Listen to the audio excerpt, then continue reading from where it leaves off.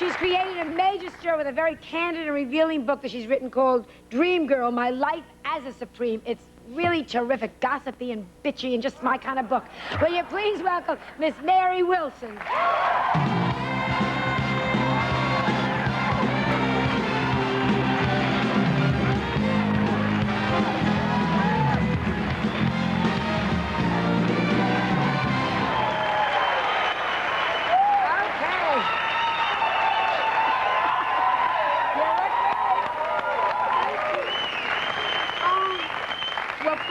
First of all, I've got to give you greetings from all of my family. Most of them are in the audience, and they are they always want to go around with me, but they said we got to be in the audience tonight at Joan's show.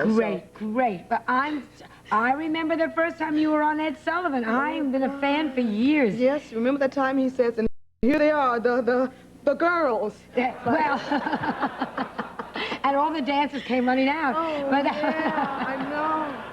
Oh, now, how long has it been since the Supremes broke up? Okay, we broke up in 1977, and at that time I took it over and took my act to Europe. Right. And then you've been back and forth with your own recording?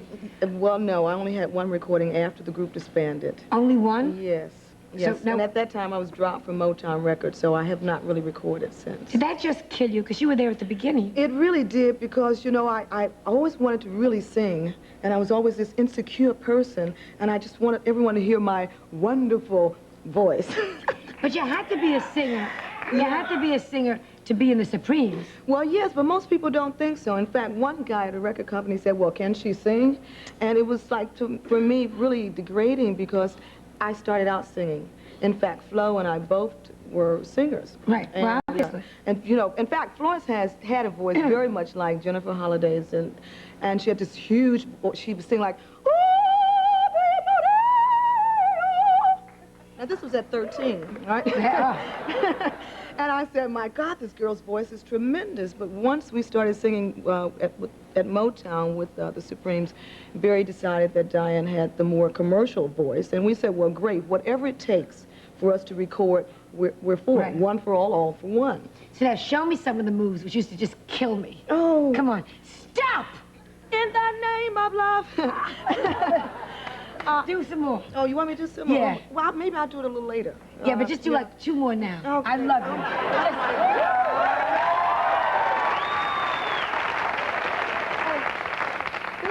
This is like...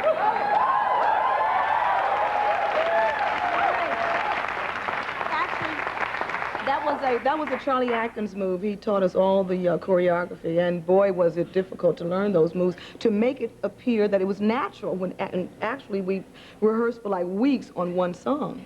But they really took you girls and groomed you when you started. I love that in the book, that you had a lady that came in and taught you charm. Mrs. Powell. Mrs. Powell. Okay, Mrs. Powell was something else. In fact, well, I wrote about this because I wanted everyone to know that we were not puppets, that Motown or Berry Gordy came and took us off the street, dressed us up, and taught us everything. I wanted to give a little credit where it was really due. We really were kind of chic little girls. We shopped at Woolworths, yeah, you know what I'm saying, with the cheap pearls, but we were doing this at the age of 15. And I think that when we went to Motown, they said, well, wow, these girls have something that we can embellish upon. That's where the artist development came, and Mrs. Powell. She taught us how to enter a car, you know, properly. Show us. Okay, this is, most women will, this is not the dress, it's a Tony Chase dress. It's not the dress that It's you a do simple with it. dress. Okay, Go ahead. it's a simple thing. All right. But Tony's dress, you right? Yeah, sure. Go ahead. So most people enter a car like, you know, like this, right? And you get all of this when you get in. She says, no, you mustn't do that. You must slide in and then slow. Did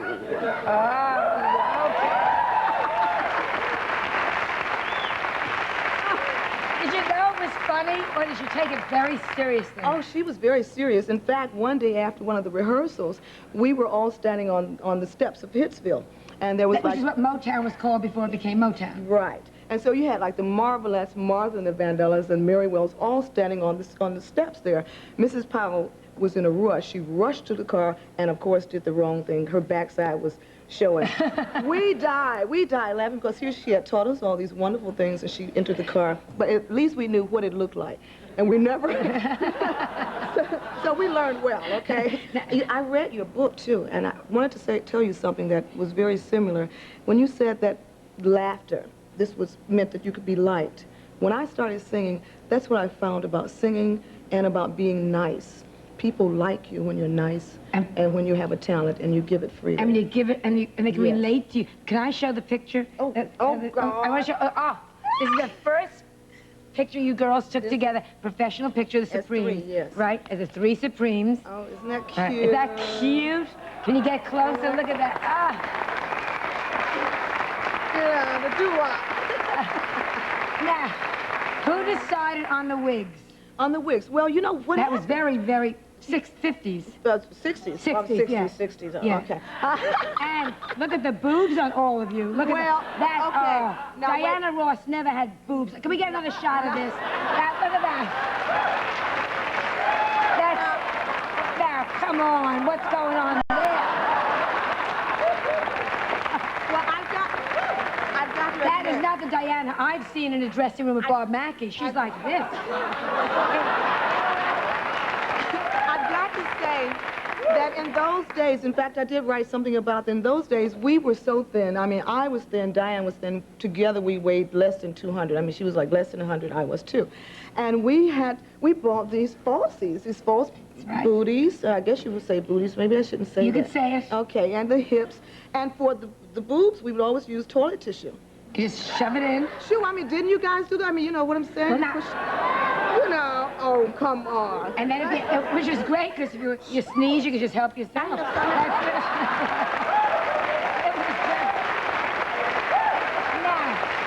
what happened? Here were three girls, very good friends. You all get together.